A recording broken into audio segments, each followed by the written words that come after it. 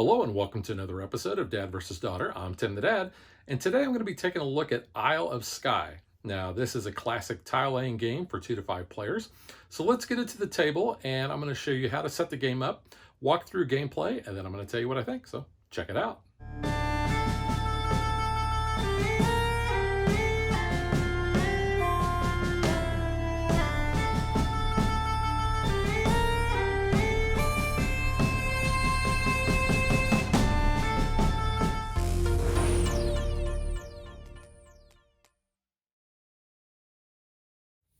As I mentioned in the intro, the game is for 2 to 5 players. You can see we've got the different player colors. We have green, blue, yellow, red, and white. And these represent our clans. We're max something. But ironically, the game actually also comes with a shield for Isle of Skye for like a 6-player. I'm not really sure why. I guess if you didn't want to be a clan of the Mac, but you got this. So each player is going to assemble their player shield, and you can see on the inside, it's going to show you the different phases of each of the rounds. Each player is going to get a starting tile, and you can see they're color coded for the player colors. And if you flip that over, you can see that the green player will have a green castle. These are all the same. The only thing that's different is the color of the castle. And you'll see that you've got roads coming out of the castle from both directions. And on this road, you'll also see a stack of 5 coins. This is important because this is the first phase of the game where we're going to be collecting income. Each player will also get a hatchet token, and this is going to be used in the step where we are going to be choosing which tiles that we want. Whichever tile that we assign the hatchet is actually going to be discarded and goes back to the bag. Each player will get a scoring marker of their color, and they'll put it on the 0 spot on the score track. And of course, the youngest player gets to be the starting player and gets this starting token. The game is going to be played over 6 rounds, and you'll notice we have a round marker here, and then we also have these letters under each. So the first round we have an A, second round we have a B, third round we have A and C, fourth round we have B, D, fifth round we have A, C, and D, and finally the last round we have B, C, and D. So as we progress through those rounds, we will be moving this round marker along those areas. We have an area on the top part of the board here, and you'll see we have the A, B, C, and D. Those correspond to these scoring areas that we're going to be using depending on the round. And the rule book says to use these certain 4 starting tiles. So you're just going to place those on those spots on the board. But you'll also notice that we have a whole stack of scoring tiles that on future games we'll shuffle all those tiles together and we'll only use 4, then we'll return the rest to the box.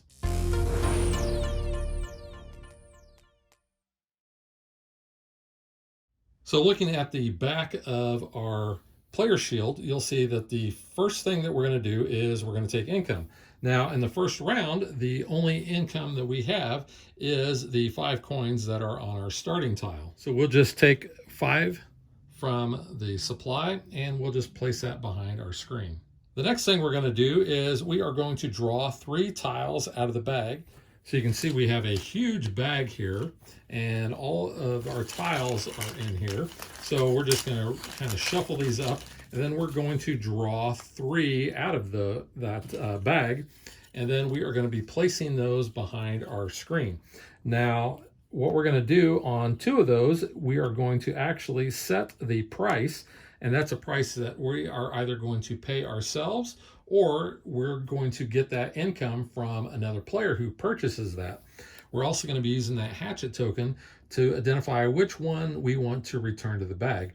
And let's just say that I decide that I want to return that one to the bag. So with those 5 coins that I have, let's say that I want to put 2 on that one and 1 on that. And then the other 2 coins I will keep. So once all the players have done that simultaneously and everybody's done, then you remove your shield, and now everybody can see what you have set for the price, and everybody basically will take that hatchet and take that tile and return that to the bag. Now, going in player order, you will be looking at the other players' tiles, and you will be looking at the price that you may have to pay. So let's say another player actually had this tile in front of them and they had 2 coins on there. What I would do is I would pay that player, if I wanted that tile, the 2 coins. They would get those 2 coins, and they get to remove the 2 coins that they placed on that tile, and they'll put that money all behind their screen. And then what I'm going to do is I will place that tile next to my player board and wait until everyone has taken their turn. And let's say another player decides to take this. So I would get my coin back plus a coin from them. That's going to go behind my player screen. They'll then take that tile and they'll place it by their player screen. And then any tiles that are left over that were not purchased, the money that's on that goes back into the supply. And now we have that tile available to place in our clan area. And you'll see, looking at the back of our player screen, this is where we're going to be basically paying other players and getting those tiles. And then in the 5th step, we are actually going to be placing those tiles. So kind of like Carcassonne, if you're familiar with that game, you are going to be placing like terrain. So if I had mountains, I have to place it next to mountains. I cannot place it right up against water or even up against basically farmland. But I can place it like this. And roads, it does not matter if they dead end. You just have to make sure that the terrain matches. So looking at my starting tile there, I could place that tile because the mountains meet up.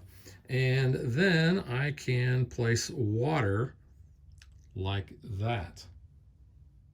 And then finally, in the last step, we're actually going to be looking at what we are scoring and scoring those points.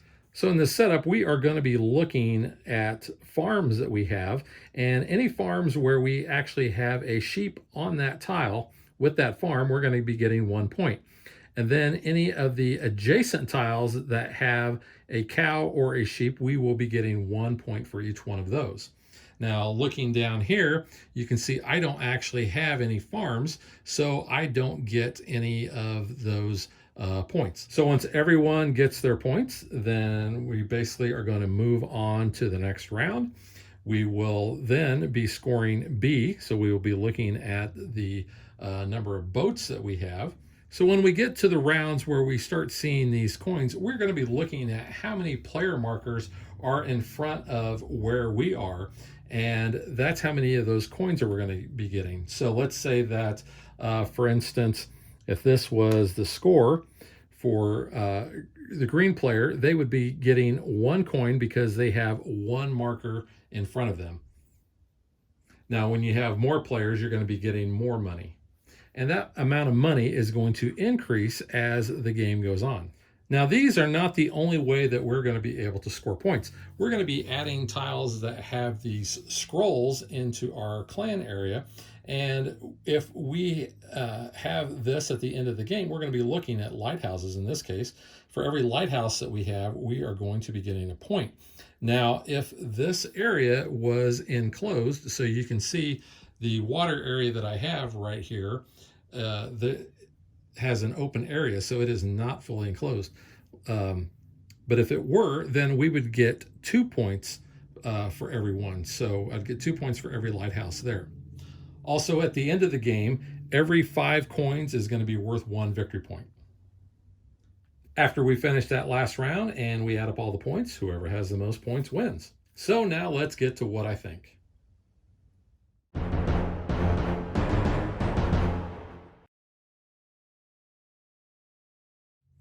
Isle of Skye is really a simple game. It's really just tile laying. You know, you're drafting your tiles out of the bag, you're getting your income. Everything is laid out, you know, nice and easy on the back of your player shield, so you know exactly what to do there. The real strategy is trying to figure out how to price your tiles, because you don't want to use all of your money so that you don't have enough money to buy from other players. Uh, and you kind of got to watch it. It's a balancing act, really, because you want to price it so that if it's a tile you really want, nobody's going to pay the high cost to get it. However, you will be paying that high cost.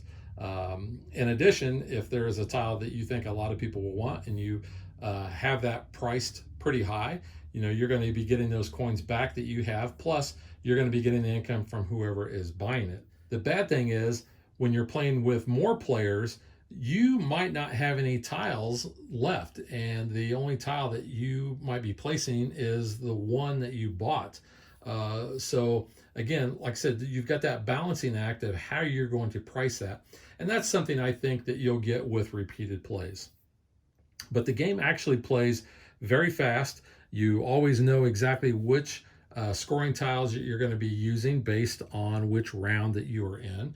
And I like the variability that you have by having all those other ones. Yes, this is the suggested setup in the rule book, but since you have a lot of these tiles, you're really going to have quite a bit of replayability, because you can see they are varied as far as what they are going to be doing.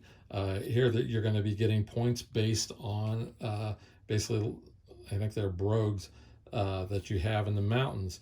You're going to get things for roads, things for the animals, for enclosures. So you really have a lot that adds a lot of variability to your game. Also, based on the player count, the board is double-sided, so you can see this side is for 2 to 4 players. You flip that over, and if you have 5 players, you'll use this side. And you can see in a 5-player game, you only have 5 rounds instead of 6. You're still having 4 scoring tiles, and the other scoring is basically the same, but your coins, as far as how many players you have ahead of you, is also a little bit different. I think the components are nice. The tiles, the cardboard, are nice and thick. I think the iconography on everything is pretty clear. The money is okay. I mean, it doesn't have to be anything special. If you're like me and you like to bling things out, you could opt for metal coins, but cardboard coins are fine. The rule book, I think, is laid out fairly well. It has good illustrations, and it really kind of steps through how you do a lot of the scoring and what the tiles do, and how to play each of the rounds. Plus, on the back, you have a summary for all of those different scoring tiles. You can see that you have a lot of different tiles that you're going to be drawing out of that bag, and they have different things. For instance, on this tile, you actually have some whiskey barrels, which will give you 1 extra coin if the road connects back to your castle. So you may be wanting to get more whiskey barrels so that you can collect more income during the first round of each turn. And just quickly, I'll show you some more of the tiles that we have here. But I really like the artwork on these. You can see you have a lot of different things.